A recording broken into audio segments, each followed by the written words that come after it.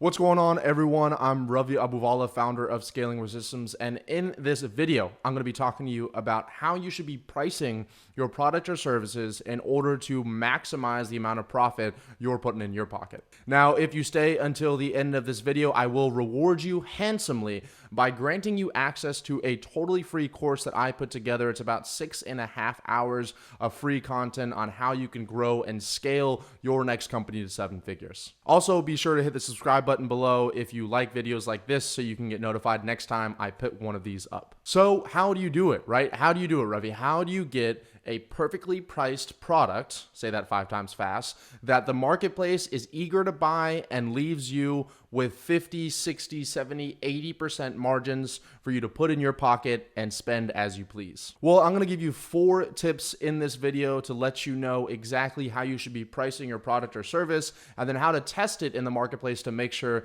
that it's working. Now, this isn't even going to be one of the tips, but here is some common, not so common sense I want to let you know. Don't base the price of your product on what your mom, sister, cousin, uncle, aunt, or friend said they would pay for the product. We need to be basing the price of this product based on, shocker, what people are actually paying for it. So with that being said, let's dive right in. So tip number 1 in pricing your product or service is whoever can pay the most to acquire a customer wins. Now, this may seem weird because a lot of people don't even know what their cost per customer acquisition is, and I'll link inside of this video here another video that I did on calculating your customer acquisition costs. But what you need to understand is that every single time you are acquiring a client, there is some kind of cost involved in that, and whoever can pay the most to acquire that customer is going to win. So how does this relate to pricing? Well, let's give you 2 examples here. Let's say someone prices their product at $500 and another person prices their product at $1,000.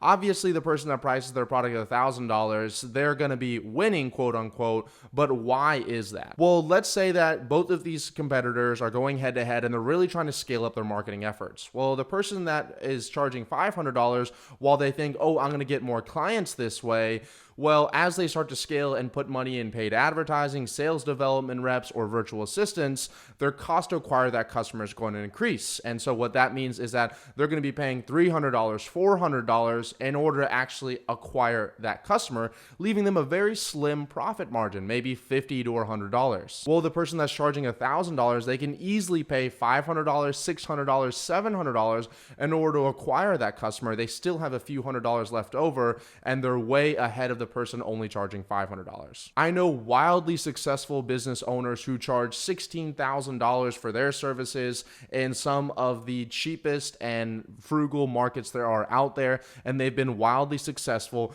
because they're able to charge so much more for their product or service and pay so much more for their product or service than any of their competition. So tip number 2 in pricing your product or service is understand what your true cost is for that product or service and giving yourself room to grow. Have you ever actually sat down and figured out how much it costs you for you to service or deliver that product or service to your customer? Sure, some people know inventory, right? Or how much this widget costs. But a lot of people aren't taking into account stuff like shipping or merchant processing or employee cost or marketing channel cost or returns or refunds or chargebacks or any of that stuff. And so they don't really know what their true cost per customer delivery or cost of goods sold is. And on top of that, people are also forgetting one of the biggest costs in business, and that is taxes. So let's say that you run a $1,000 service, or you're thinking about charging $1,000 for your service, and you're like, oh, I want to take home $500, and I know that it only costs me $500 in order to deliver this product, and that's including the cost per acquisition, so I get to take home $500 and I'm happy. Well, you're forgetting about, in the United States, old Uncle Sam, who's gonna put his fingers into your pocket and take out 30, 40, 50% of whatever you're taking home. And so really, you're not taking home $500. You're going to be taking home $250 at the end of the day. And on top of that, you need to give yourself room to grow. So anything at scale, whenever you're doing lead acquisition or customer acquisition, is going to increase in cost.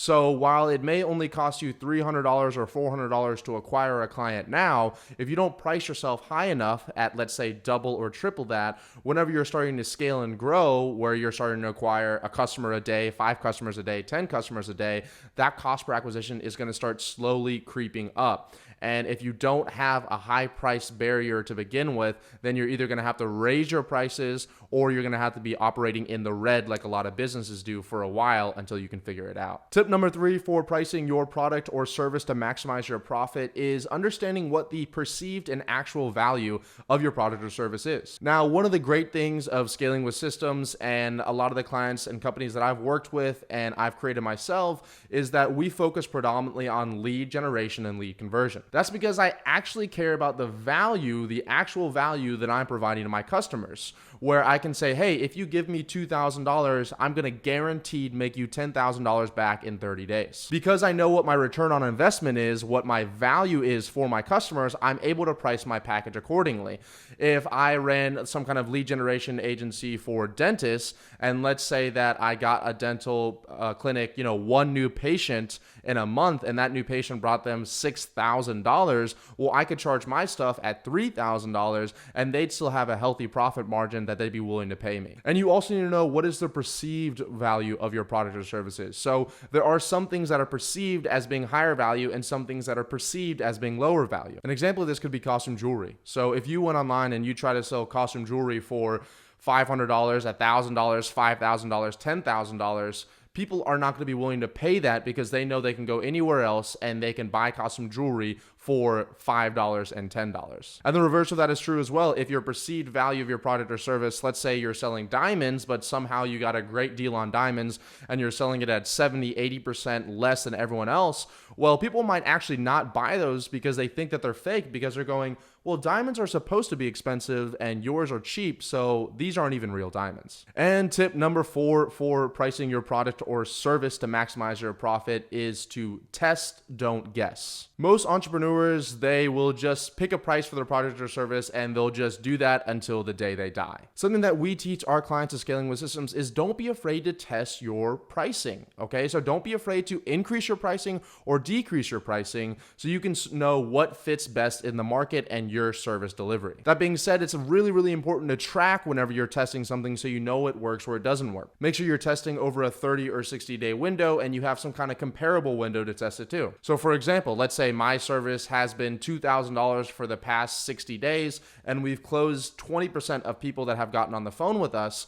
Well, now I know if the next 60 days I charge it at $4,000 and we close 24% of the people that get on the phone with us, well, now I know I should price it at the $4,000 because not only am I closing more, but I'm taking money home more. So there you have it. You know exactly how you should be pricing your product or service in order to maximize your profit. But the question is, do you even have people on the phone in order to test this new pricing for your product or service? I want to invite you guys really quickly to a totally free course I put together. It's about 6.5 hours of free content. You can get it in the description below, and it's going to talk to you about how you can actually start filling your calendar, the lead generation channels, paid traffic, virtual assistants, messaging scripts, LinkedIn, Facebook, Instagram that we use in order to keep our sales calendars totally full so we can start testing pricing and closing more deals and maximizing our profit. As usual, if you got some value out of this video, please do me a quick favor, give it a thumbs up, make sure you hit the subscribe button below, and also I want you to comment down and let me know if you plan on increasing or decreasing your price based on this video. Finally, be sure to also check out the videos that are on the screen in front of you here, as they're going to help you really understand the pricing strategies and the pricing structure of your company. I'll talk to you guys soon.